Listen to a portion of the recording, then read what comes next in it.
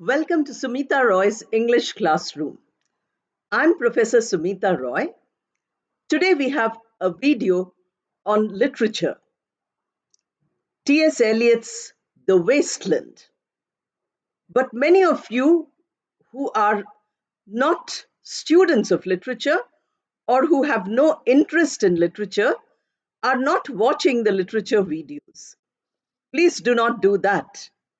The literature videos also use the English language, especially for those of you who are interested in learning higher level of English. You want to take your basic English into the highest possible level of excellence. For you, the literature videos are very important because there the content is some specific context. Remember that when we use language in a context, we learn much better. You can try out your grammar, your vocabulary, your pronunciation, everything by listening to the literature videos also. Plus, you get another benefit, and that is you come to know about these very important texts which are there. So I recommend that all of you who are here on this channel watch all the videos, including the literature videos. Today, as I told you, we are going to talk about a famous modernist poet, T.S. Eliot. Eliot was born in America, United States of America, but most of his writing, his creative career, he spent in England. So we generally say he's a British poet, he's an English poet. And he is a very important modernist poet because after the First World War I, that is World War I, 1914 to 1918, these were the years of the World War. The world had never seen anything like this before. So it was a devastating experience. For most people who lived through these years, it was an experience which was a nightmare. Based on this experience, T.S. Eliot writes this poem, The Wasteland. Many people say wasteland. Please don't pronounce it as wasteland. It is wasteland. Land is pronounced with a non-accented sound. So the wasteland, the article important in the beginning, the wasteland. Eliot is talking about a land which is laid to waste. That means it has become a desert, an infertile land. And this references to the human experience after the World War I. So the world is laid to waste. At three levels, he discusses the waste. The physical wasteland. People have lives, but they do not know what to do with their lives. In one section of this poem, he talks about the birth control pill. That was something unheard of in 1920s. So he is talking from a moral standpoint by saying that you indulge in physical pleasures, but what you get is something which is not allowed. Eliot changed his religion to Anglo-Catholicism. And you must remember that birth control is not allowed in many religions. Serious Catholicism says that procreation is the only reason for the male and female, bonding which comes with the bodies. It is not for physical pleasure. But this was what was happening. So, physical wasteland. I told you there are three levels. The indulgence in physical activities, overindulgence in materialism. If we see something, we want to buy it. If we taste something, we want to overeat that. These are all wrong. Then you have the intellectual wasteland. People who are thinking in terms which are not conducive to human growth. They are thinking negatively. All the intellectual activity which is going on goes towards nihilism. Nihilism is negativity.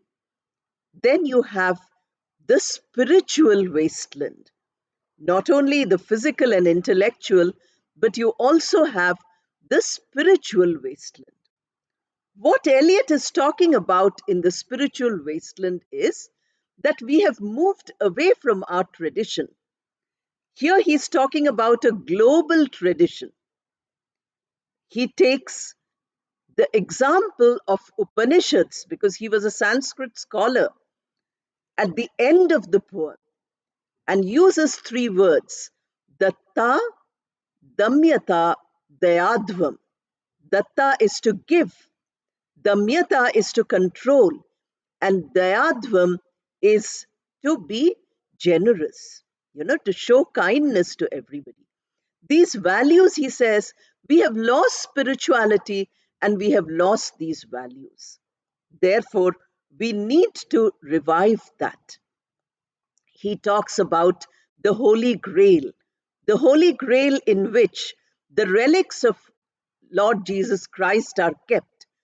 And the quest for this Holy Grail is what Sir Galahad undertakes, because the Fisher King, who was a king who was doing everything that is wrong, has laid his land to waste. The land has become barren, infertile. People cannot live on this land. This land does not support life. That is the situation of the 20th century world after the First World War. Therefore, he talks about the story of the Fisher King and the retrieval of the Holy Grail. He also mentions Buddha in the section which is called the Fire Sermon. Buddha said, desire is the cause of all suffering. This is what Eliot wants to say too, that desire is the cause of all suffering. So if you have too much desire, it's like a fire, it keeps burning you. He quotes from the famous saint of Christianity, Saint Augustine, because in a famous book called Confessions, which many of you might have read, Saint Augustine speaks about how he committed every possible sin before he became a realized soul. So we have, he says, burning, burning, burning. These are the words that come at the end of the fire sermon, which is the third section. So, exactly at the middle of the poem, he talks about this. So, a combination of global spirituality, a combination of the world after the post uh, World War I situation, where the entire country, the entire world has become barren of ideas of positivity, of proper relationships, and therefore it is a wasteland. The poem begins with an invocation where he talks about the Sibyl of Cumae. The poem is full of references. It's a difficult poem because we have to know the references. So Eliot himself gives some notes. How should we find out? So he talks about the story of the Sibyl of Cumae. The Sibyl is in a cage. She's an old woman. And then the young boys come and ask, Sibyl, what do you want? She says, I want to die. So the story is that when the gods asked the Sibyl, what do you want? She said, I want eternal life. But she forgot to ask for youth. Eternal life in old age is very difficult. Therefore, now she's in a prison. Old age is like a prison. And she only wants to die. She doesn't want to live forever anymore. So that is how it begins. The poem was revised and shortened by another great literary figure who was Eliot's good friend, and that is Ezra Pound. So he dedicates this poem to Ezra Pound by saying, a person who is more a craftsman, a better craftsman than me, a better, creative artist than me, because he revised the poem and brought it to this short form. Although it's short, but there are more than 400 lines. So it was a huge poem, we assume. And now we have the short version. Both these are, they use other languages. Many languages are used here, like I told you, Sanskrit, German, Greek, all these languages you find, and references to many, many sources. So when you want to read the poem, you have to be very well read. You have to be aware of everything, because the more you read, the better the references become. The poem is divided into 5 sections. These 5 sections refer to the 5 elements of nature. For instance, you have earth, that is the ground, the uh, floor of the earth, not only the circle, but that ground, the mud. Because in death, in Christianity, the body is buried. It is said, dust thou art, to dust returnest. So the body is dust and it returns to dust. Similarly, in other cultures, you dedicate the dead body to the elements of nature. Then you have ether, then you have fire, then you have water, and then you have sky. Ether, of course, is atmosphere. So all these 5 elements form the 5 sections. The first section is titled The Burial of the Dead. Burial of the dead. Throughout the poem, we are talking about death because that was the experience of the First World War. But here, death does not mean only the death of the soldiers or people who were killed physically in the war. He's talking about a brain which has died. He's talking about a spirit, a, the spiritual element which has died, an inward feeling of being human which has died. So, this is a terrible situation where human beings are just like machines. They are no longer human. So, the burial of the dead. It speaks about the importance of communication. He says people are talking to each other, but they cannot understand each other. He uses different language here. Then he brings in the element of fear.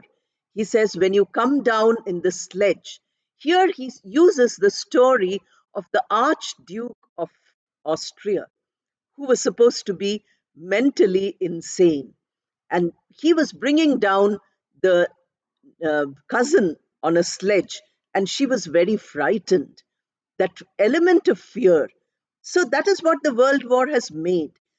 As long as you have fear, you cannot progress intellectually, spiritually, or physically. You have to conquer fear. That is why all the people who join the armed forces are told, the motto that you have to go beyond fear. Then you have various other references, like the reference to Madame Sosostris, who is supposed to be clairvoyant. Clairvoyant is a person who can see the future. So she reads the tarot cards. Tarot is a set of cards from which many people tell the fortune. If you search online, you will find many tarot readers. Eliot is using that. So she says, fear death by water. That is the prediction she makes. And that is the 4th section. The title of that section is Death by Water. So you can see burial of the dead. When people die at sea, they are not given a burial on ground. You're supposed to have burial on ground. The belief is that on the day of judgment, all the souls will rise from their graves. That is the belief. Therefore, if you die when you're traveling in the sea, they just throw the body into the sea. You don't have any proper burial ceremony. You don't have a gravestone. You don't have any of that. So it is devastating. But that is the prediction. Then you have the next section, the second section, which is titled The Game of Chess. This is the section which shows you the glitter of materialism, but how materialism has made human beings into totally insensitive machines. We cannot say human beings are like beasts, because beasts are also better than human beings. You can imagine. One day I will do Gulliver's Travels, where at the last book, Gulliver says that horses are much better than human beings. I would prefer the company of horses. They are more human, they are more humane. We have a word, humane, with an E. And that is the quality people have lost. He starts with an example of Cleopatra. Cleopatra was supposed to be very beautiful, but she was also very materialistic. The throne on which Cleopatra is sitting is glittering. So, what does he refer to? He refers to the importance of power. People misuse power. That is how the world wars came up. Eliot is not talking about the Second World War, which was much more devastating. If you go to a place like Auschwitz, even today your eyes will start watering. That is what happened in the World War. But humanity has not learnt anything. People like Eliot have written, but nobody is listening to them. That is because people are misusing power, they are hungry for power and position. So that chair represents power. Then you have the soldier who has gone to fight. So when he comes back, he wants to have a good time. And good time here implies physical indulgence. So if you, as a wife, do not give him a good time, he will search for other people to have a good time with. You look so old because you're taking the birth control pills. These things were totally non poetic. Poetry is supposed to be very beautiful, very soft and aesthetic, very soothing. But the experience was so tough that Eliot wrote such a poem which brought in a new movement of modernism, which was so shocking. So, this was the reason why modernist poetry is totally different from all earlier poetry. Then you have the third section, which is the fire sermon. In the fire sermon, as I told you, no mention is made of Buddha, but the concept of the fire sermon is the sermon which Buddha preached. He speaks about the Eightfold Path. He speaks about how it is important to have total concentration, mind control. Today we call it mindfulness. So, mindful meditation. This is what is important. So, how can you do that? You can only do that when you control yourself. That self control is what is missing. Then what happens? This is the third element, and the element here is fire. The second game of chess, the element is air, ether, the atmosphere which surrounds us.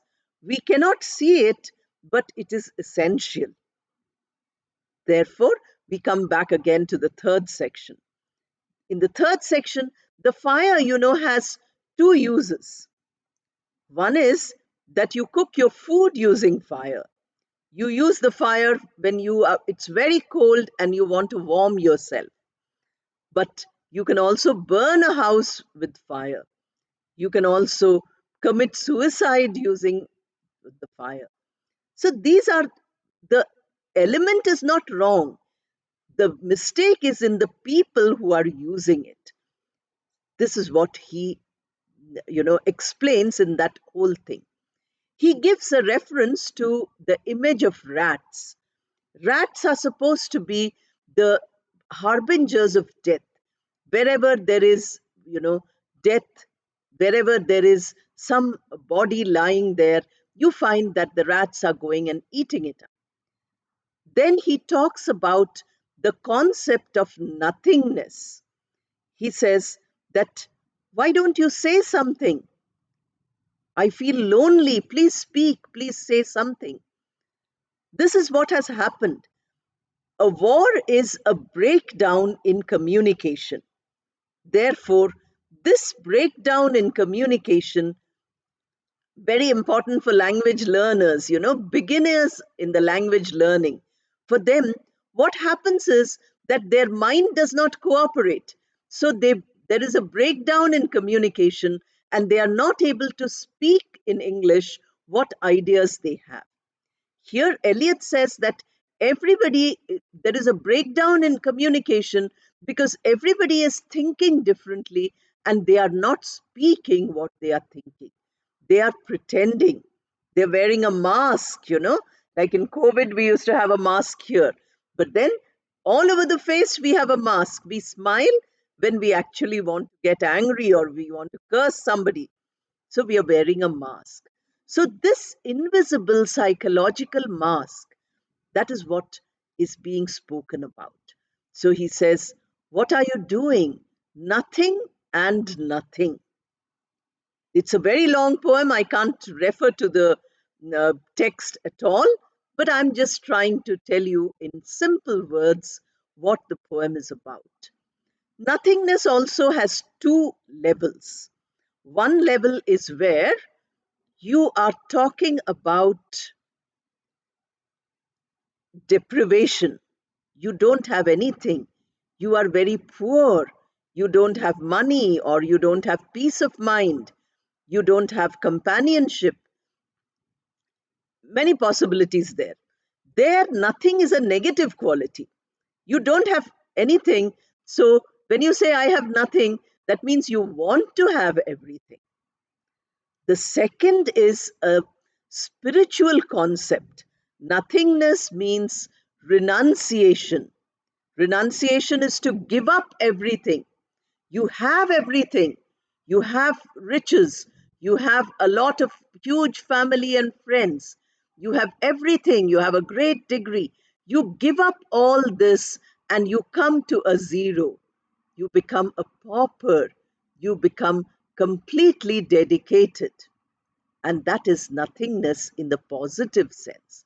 So Eliot says from this nothingness where we are hankering for more, we have to move to that nothingness where we don't need anything.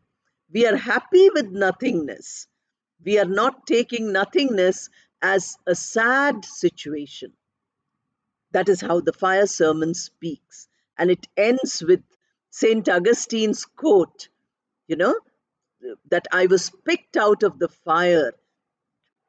I was plucked out, burning, burning, because desires are burning him, like Buddha had said, the title, The Fire Sermon. And then he was plucked out because that was his conviction, his religious faith. And then he became a saint because he had experienced all the sins. And he wrote in his book, The Confessions. The smallest section is the fourth section, which talks about death by water. Here, the image which is used is of a Phoenician sailor. Sailor, all of you know. The sailor is a person who goes from place to place using the mode of transport, that is the sea, and they may do business or they may travel because they are sent to different places to sell something All this is possible. So the sailor who is Phoenician, phoenix is an imaginary bird. It's a mythological bird, phoenix. From the noun phoenix, we have the adjective Phoenician. So the bird phoenix is that which burns itself and recreates itself from the ashes. So you get burnt, you burn yourself, you die, and then the ashes again become, another bird. We have similar references. We have the terrible demon Raktabija. You might have read about him, or you can check Raktabij. Every drop of uh, um, blood that falls in battle becomes another demon. So that is the story. Here in mythology, we have the phoenix. So, phoenix is something which arises from its own ashes. Phoenician sailor. So, the sailor who's dying in water and the sailor who's coming back again. Another sailor, they keep replacing. Life is all about replacement. That is why we have families, we have marriage, we celebrate the birth of children, because it has to go on continuing. The human race continues only by that. So the Phoenician sailor, the prediction was in the first uh, section, burial of the dead, that death by water. Now you have the Phoenician sailor who goes to every coast, and then, of course, you have the nymph, the example of the nymph. Nymph is a beautiful lady up to the waist, and below that are the fins of the fish. So, half fish and half human. So, that is what also is referred to here. And then you have the last section, what the thunder said. What the thunder said, the title is from Brihadaranyaka Upanishad, which is one of the principal Upanishads you have in Sanskrit. As I told you, Eliot was a Sanskrit scholar. He knew much more Sanskrit than I do, possibly, because I have had no formal training in Sanskrit. Therefore, he borrows the story, but he talks about various other things. He says that there is a dry sound of thunder, but there is no rain, no water. To the wasteland, unless water comes, nothing will grow. It will remain barren. Therefore, what we require is water. But the clouds are coming, the thunder is coming, but no water. It's all barren. He mentions Ganga. Ganga is a sacred river in India. We all worship Ganga. So, the Ganga is the life source for many important cities in the country, and it flows through a huge area of the country. All rivers all over the world are life sources. Civilizations built themselves around the rivers. So he says Ganga is sunken. That means no water in the Ganga also. He is anticipating the global crisis which we have today. You can imagine, more than 100 years back, the poem was written. And today we are crying and saying that, the icebergs are melting, there is global warming, the winters are coming fast, the rainy season is too much, the seas will inundate all the coastal areas, all the important cities which are at the coast will all be submerged in another 10, 20, 30, 40, 50 years. We are talking about this. This Eliot is mentioning here. So he takes the title, What the Thunder Said. The thunder is the voice of the teacher, Prajapati. Prajapati is the creator. So he has three students. The three students are the gods, the humans, and the demons. This is the story of the Upanishad. And then, when the course is finished, the students ask him for a final word. So he gives these, the sound of the thunder comes as da. The da sound comes, when the thunder is cracking.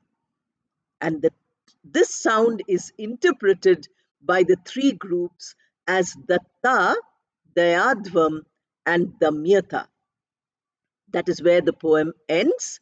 And like all spiritual chants, spiritual mantras in India, Eliot ends by saying, Shanti, Shanti, Shanti. We have a Christian equivalent also of this, the peace that passes understanding. We used to sing a beautiful hymn when we were uh, school children, which says, the peace that passes understanding is down in our heart. So that peace is there, Shanti. But what has happened to the world? The world has become conflicted. The world has become chaotic. Therefore, we need to go back to that search for the Holy Grail, which brings back the relics of Christ. The relics of Christ is to bring, the Christian values again, because many people were very disheartened by the way in which the Christian church was being run. Eliot also writes another poem called The Hippopotamus. Hippopotamus is an ugly animal, and he refers to the church like the hippopotamus. So there are many such things that were happening at this time because they felt that people moved away from spirituality, and that is why a war like the World War could come. Today also, there are many wars going on. The poem is very relevant for students who are doing literature, because one of my students said that I should do this. The other is relevant for all language learners, because when you want to talk in social conversation, you can always talk about these things. You can talk about the environmental crisis. You can talk about the loss of spiritual values. You can talk about materialism. So many topics, not simple topics which I'm giving for beginners, like a festival and so on. Here are topics which the advanced learners can always discuss in their social gatherings, in their friends' circle. Your communication improves, your conversation is very interesting. People love to watch what you're doing.